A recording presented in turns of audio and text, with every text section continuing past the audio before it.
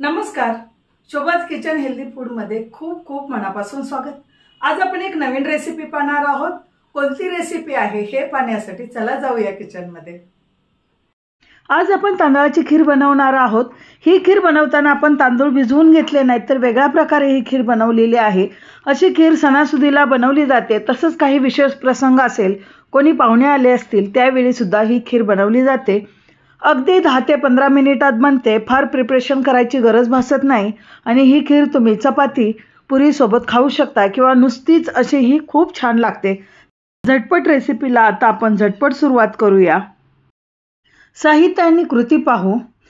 इथे आंबेमोहोर तांदूळ आहे, तो मी 3 टेबलस्पून घेतलेला आहे, म्हणजे 3 मोठे पोहे खायचे चमचे.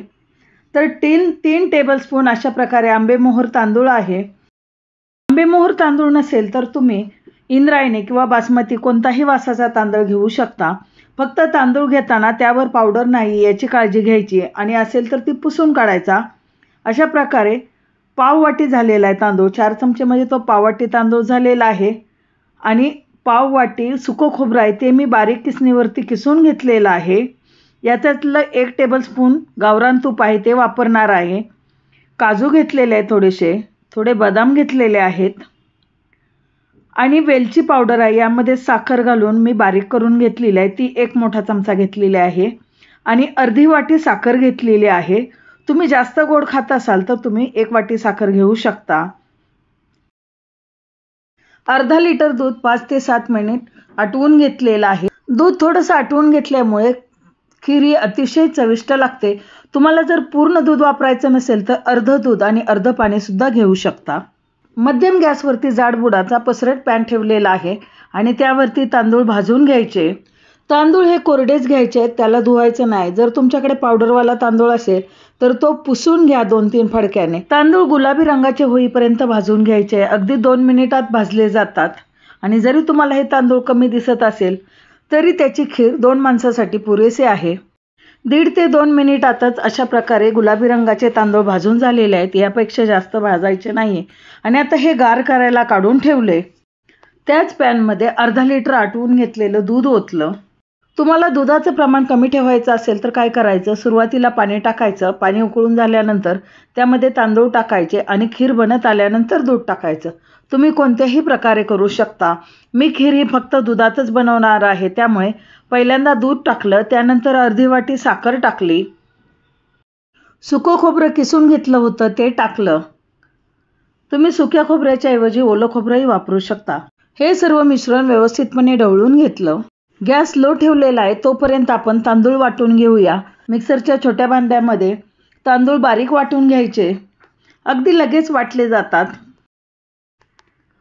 तर या प्रकारे पहा, अगदी बारीक वाटले गेलेले आहेत. असे रवाळ असतात, म्हणजे बारीक असतील तरी ते चिकटपणा नसतो. तर अशा प्रकारे आपण तांदूळ वाटून घेतलेले आहेत. तोपर्यंत दुधाला छानपैकी उकळी आलेली आहे. आता त्यामध्ये वाटून घेतलेले तांदूळ टाकायचे.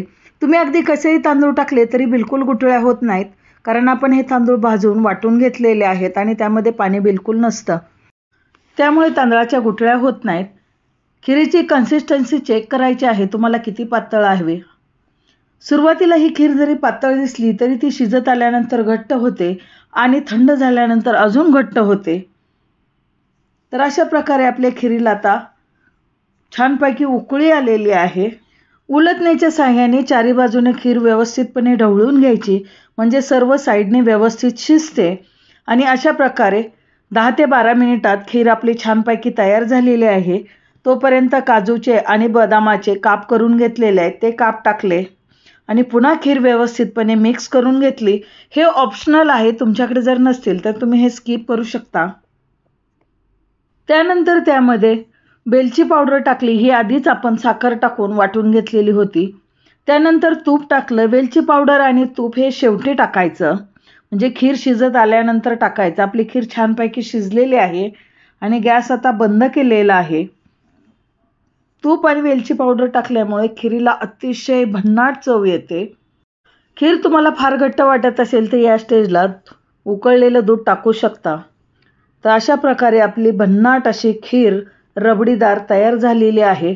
कुठेही आपली एकही गुठळी झालेली नाही. रेसिपी अतिशय साधी सोपी आहे, कमी वेळात बनणारी आहे. तांदूळ भिजवून घेण्यापेक्षा जर भाजून घेतले तर खिरीची चव खमंग लागते. वरून थोड्याशा केशराच्या काड्या पसरल्या.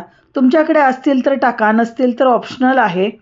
केशर टाकल्यामुळे चव तर छान लागते पण रंगही उत्तम येतो. तर अशा प्रकारे आपली भन्नाट चवीची झटपट बनणारी खीर तयार आहे. या रेसिपीप्रमाणे एकदा तरी अशा प्रकारची खीर बनवून पहा. ही खीर तुम्ही गरमागरम चपाती, पुरी यासोबत एन्जॉय करू शकता. रेसिपी जरा जरी आवडली असेल तर लाईक करा, शेअर करा आणि हो, चॅनलवरती नवीन जर असाल तर सबस्क्राईब जरूर करा. पुन्हा भेटू अशाच नवीन रेसिपीमध्ये. तोपर्यंत बाय बाय, टेक केअर.